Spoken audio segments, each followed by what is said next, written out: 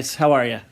All right, we're about to start one of the most exciting books that I think I've shared before.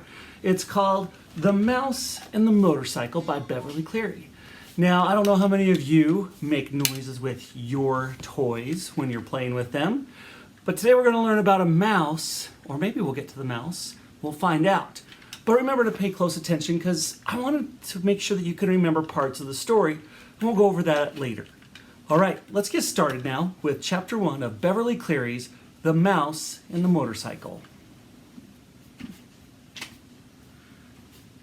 Chapter 1, The New Guests. Keith, the boy in the rumpled shorts and shirt, did not know he was being watched as he entered room 215 of the Mountain View Inn. Neither did his mother and father, who both looked hot and tired. They had come from Ohio for 5 days, had driven across plains and deserts, and over mountains to the old hotel in the California foothills, 25 miles from Highway 40. The fourth person entering the room 215 may have known he was being watched, but he did not care. He was Matt, 60 if he was a day, who at the moment was the bellboy.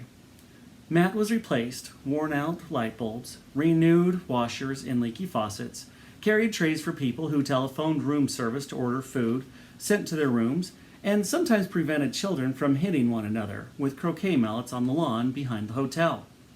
Now Matt's right shoulder sagged with the weight of the bags he was carrying. "Here you are, Mr. Gridley, rooms 215 and 216, he said, setting the smaller of the bags on the luggage rack at the foot of the double bed before he opened a door into the next room. "I expect you and Miss Gridley will want room 216. It's a corner room with twin beds and a private bath." He carried the heavy bag into the next room where he could be heard opening windows. Outside a chipmunk chattered in the pine tree and a chickadee whistled. "Phoebe." The boy's mother looked critically around the room 215 and whispered, "I think we should drive back to the main highway. There must be a motel with a vacancy sign someplace. We didn't look long enough." "Not another mile," answered the father. "I'm not driving another mile on a California highway on a holiday weekend. Did you see the way that truck almost forced us off the road?" "Dad, did you see those two fellows on motorcycles?" began the boy, and stopped, realizing he should not interrupt an argument. "But this place is so old," protested the boy's mother, "and we only have 3 weeks for our whole trip. We had planned to spend the 4th of July weekend in San Francisco, and we wanted to show Keith as much of the United States as we could." "San Francisco will have to wait, and this is part of the United States. Besides, this used to be a very fashionable motel," said Mr. Gridley. "People come from miles around." 50 years ago," said Miss Gridley, "and they came by horse and buggy." The bellboy returned to room 215. "The dining room opens at 6:30, sir. There is a ping-pong in the game room, TV in the lobby, and croquet on the back lawn. I'm sure you will be very comfortable."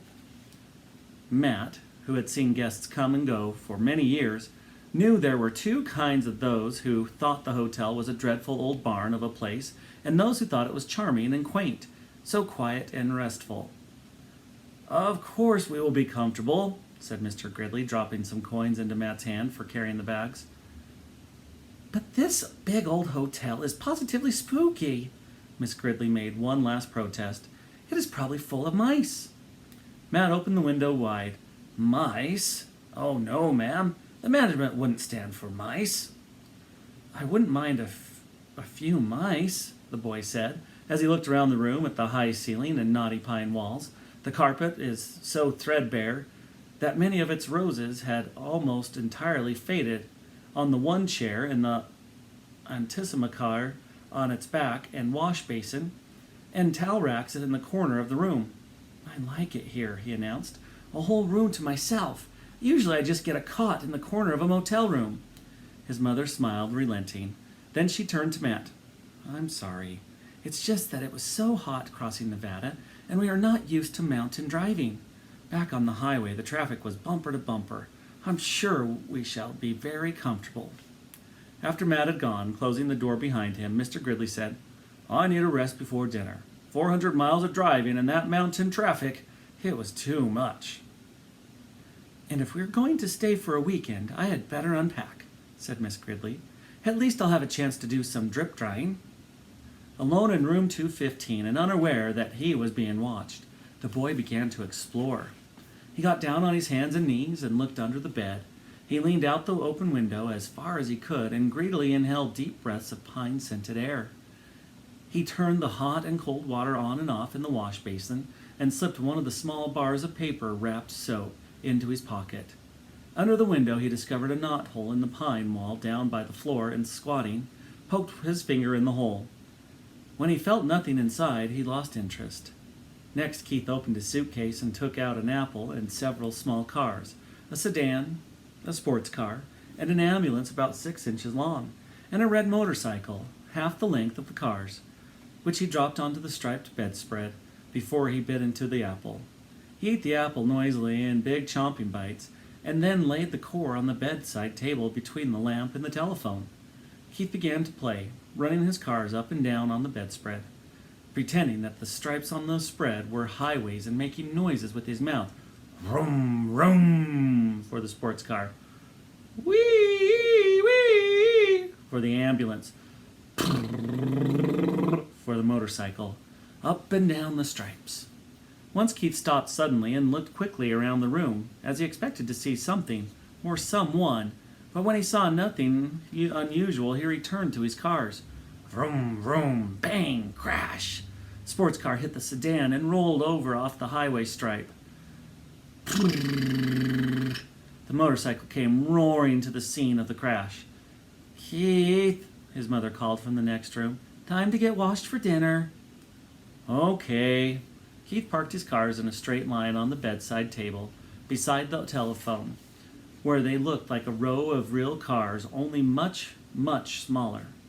The first thing Miss Gridley noticed when she and Mr. Gridley came into the room was the apple core on the table.